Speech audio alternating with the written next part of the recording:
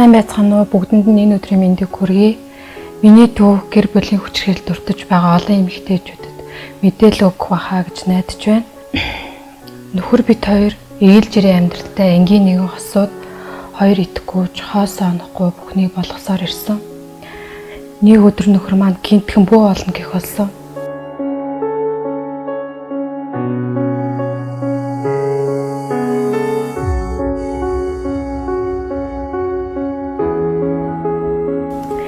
Яг энэ үеэр аав минь ходоодны хор давтартай гэж онцлогдоод гадаад төр имчилгээгээр явах гэтэл нөхөр маань үзэж хараад гадагшаах шаардлагагүй Монголдо имчилүүлээ, амь насыг эндээс ахиусандаа даатгсан гэж хэлээд Монголд хаалганд оруулсан.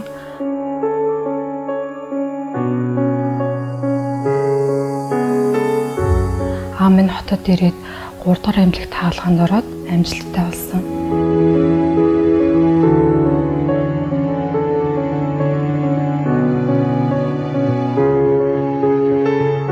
Ер нь хавдрыг эрт илрүүлээд ходоодо бүтэн авахуулаад амьд явах хүмүүс олон байд юм байна лээ.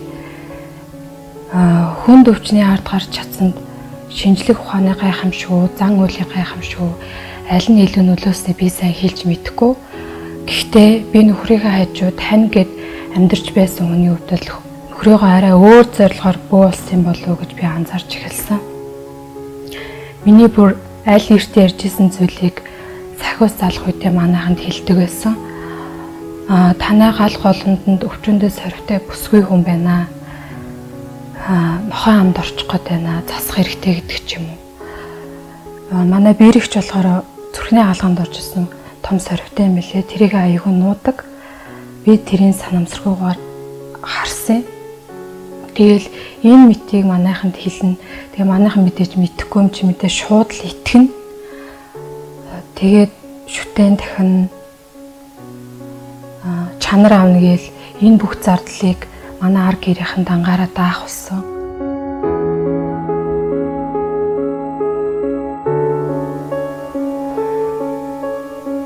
Тэгээд бүр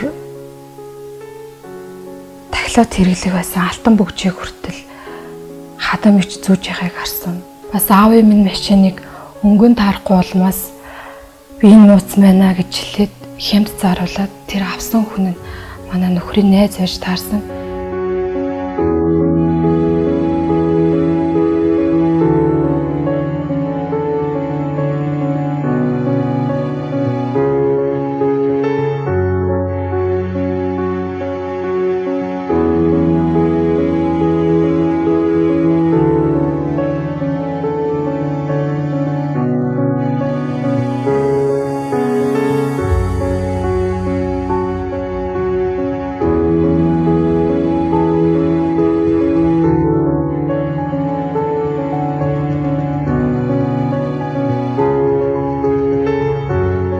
Энэ битийг хэлэхээр нөхөр маань аимшигтай уурлана.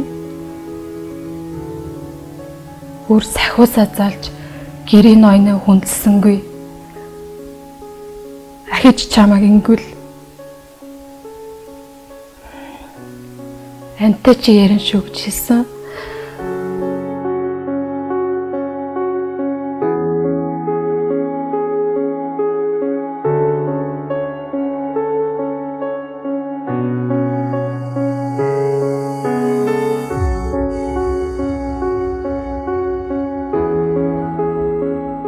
Бүр өмнөөс өгдүүлж намайг ташуурдаж хаалган дээр минь халуун цай халуун ус айгалж намайг шийтгэдэг байсан.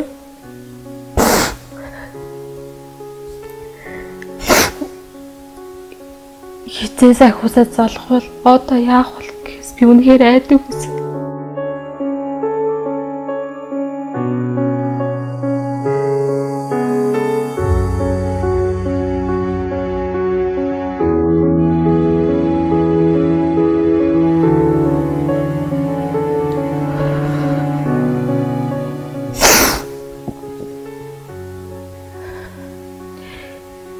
Тэгээд болсон бүх явдлыг гэрийнхэн дэлгэр гэрийнх маань чиний ааш болохгүй чамаас өөрөөс ч болж байгаа гэд намайг ерөөсө тоодгүй байсан.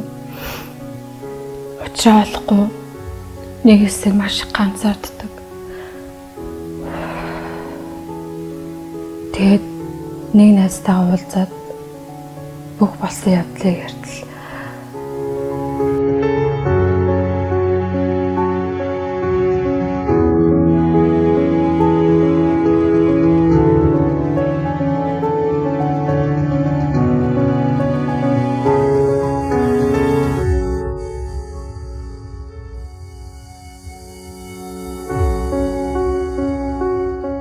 Намайг цагдаагийн ерөнхий газар руу дагуулад гэр бүлийн хүчирхийлэлтэд тэмцэх хэлтэст хандсан.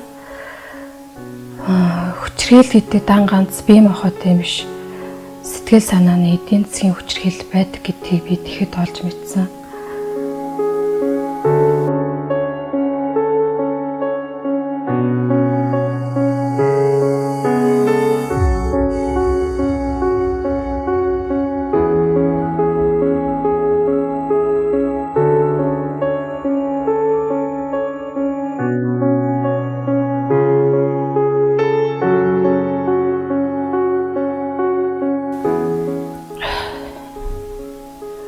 Намайг сэтгэл санааны хүчирхийлэлд өртөж байгааг ойлгуулж, хуулийн дагуу арга хэмжээ авч өгч, төр хамгаалах байранд байлгаж байгаа та бүхэндээ баярлалаа.